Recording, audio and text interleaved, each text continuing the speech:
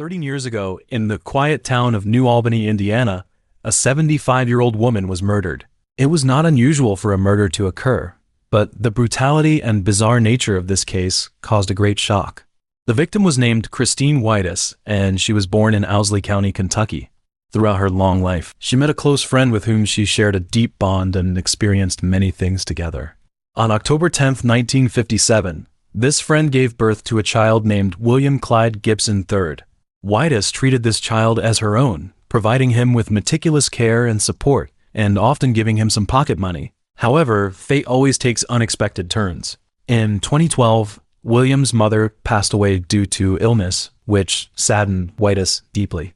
As a friend of many years, she decided to go to William's house to offer him comfort and support. Upon her arrival, William made a shocking request to her, saying that he desired to have sexual relations with her. Whitus was surprised and angry at this request. She had always regarded William as her own son. How could she possibly accept such a demand? So she rejected him without hesitation. William, upon being rejected, strangled Whitus to death and sexually assaulted her with his fingers. He then dismembered Whitus's body, cutting off one of her breasts. In the end, he dragged Whitus's body to the garage of the house and casually discarded it in a corner, covering it with garbage bags that emitted a foul odor. Some people believe that criminals turn to a life of crime because they have experienced a tragic childhood. But this is not the case. When a child is unconditionally spoiled by their family, their inner self can become extremely sensitive. William was just like this. He never experienced any abuse or neglect from either of his parents. In fact, he was spoiled rotten.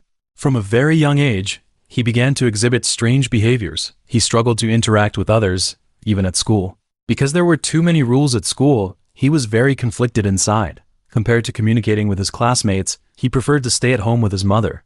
But because of this, every time he came to school, he was bullied and verbally abused by his peers. It wasn't until the 6th grade that William was able to defend himself. From this point on, he chose violence. He began to bully other children and was often punished by teachers for fighting and disciplinary issues in class.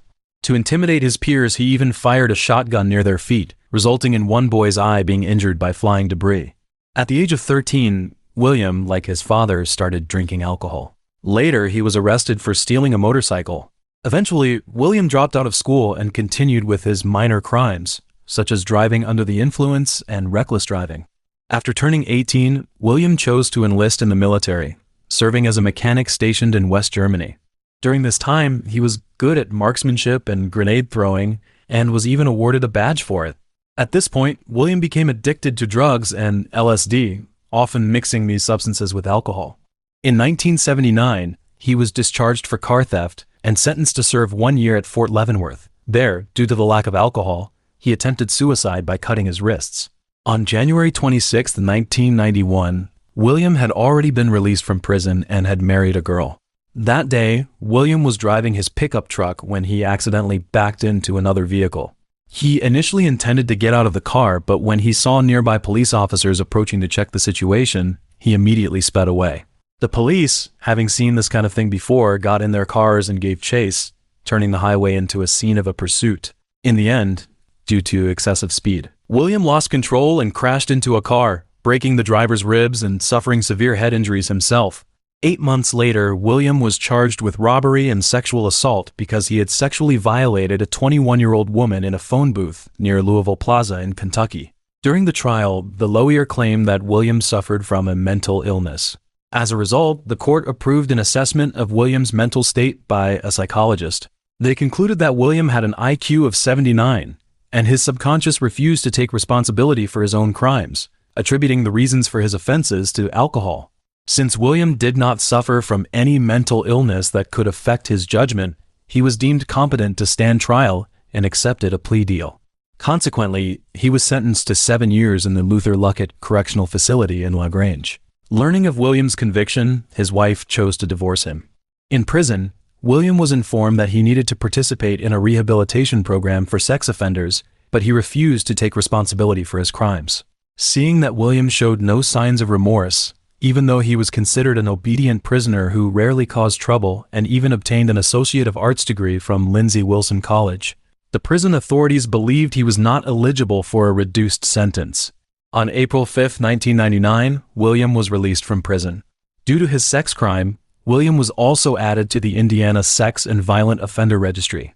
Later, William started dating a girl named Kelly Bailey, and the two moved into an apartment in Borden, Indiana. However, as William's drug habit worsened, Bailey left him in early 2000. A few months later, Bailey reported to the police that her ex-boyfriend William had used his car to stop hers while she was delivering newspapers, and he had brutally beaten her before fleeing the scene. Although the injuries on Bailey's face could prove the truth of her statement, due to lack of evidence, the case was dropped. In 2001, William was arrested for stealing a motorcycle and was sentenced to 3 years in prison. However, he was allowed to first receive treatment for his drug and alcohol addiction at Madison State Hospital. At the time, hospital staff claimed that William was not interested in treatment at all. He was also diagnosed with bipolar disorder, but no signs of mental illness were found in him. Then he was sent to Floyd County Jail to serve the remaining sentence until his release on March 12, 2002. On October 31, 2002, William was arrested for driving a truck under the influence of alcohol. At this time, William's arm was tattooed with a series of dates and an image of a knife. No one knew what it meant. After 4 days of alcohol withdrawal, William was examined by a psychiatrist from the prison. Although he complained of frequent headaches, stomach aches, insomnia, and hypochondria during the examination, the psychiatrist concluded that William was normal in all aspects, except for mild anxiety and signs of antisocial behavior. On January 7, 2003, a severely decomposed body was discovered in Clarksville. The victim showed obvious signs of abuse, with several stab wounds on the throat. Through dental records, the victim was identified as 44-year-old beautician Karen Sue Hodella from Port Orange, Florida. Investigators first considered her boyfriend as the suspect. However, during the interrogation, Hodella's boyfriend claimed that she had come to visit him in Jeffersonville in October 2002. The two had spent a few days in local bars, but around October 10th, Hodella left without saying goodbye and disappeared. In May 2003, William sued the prison, claiming that the prison staff improperly denied him access to medication for mental illness and kept him in a dirty environment. However, the lawsuit was dismissed by a federal judge who considered it to be baseless. William liked to hang out in bars and met many people there. On February 21, 2006, he stole a wallet and $300 from a female acquaintance's bag. Then her husband found William's car and arrested him on charges of theft. William was sentenced to 3 years in prison and was not released until 2009. After his release, William found a job where he was described as a diligent worker. He also received positive reviews from friends and neighbors for frequently attending local church activities and helping his sick mother. In late August 2011, he stopped participating in church activities because his mother fell ill and was sent to a nursing home. On January 18, 2012, his mother passed away at Floyd Memorial Hospital. Many neighbors believed that his mother's death had a significant psychological impact on William, as he became melancholic and stayed at home all day. On March 24th, William met 35-year-old Stephanie Marie Kirk at a bar in New Albany. They rode a motorcycle together and went to a motel where they spent the day using drugs and having sex. William then took Kirk back to his home, where they argued over some drugs.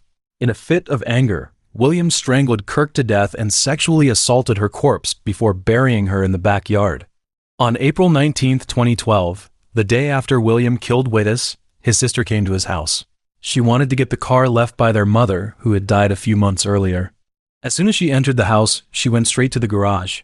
The light in the garage was dim, and while checking the car, she noticed a pile of garbage in the corner with a mannequin inside. At first, she didn't think much of it, but when she got closer, she saw a pool of blood on the ground. The mannequin looked too realistic, like a human corpse. She immediately called the police and reported everything. Later that day, William was arrested for driving under the influence. The car he was driving belonged to Wittes. 5 days later, the victim was identified as Wittes, and the clues connected. William was charged with murder. A few days later, the tattoos on his arm were identified as a series of dates. After collecting information, the investigators found that the dates corresponded to the day Hodella was murdered. William then confessed to the murder and led the police to the place where he buried Kirk.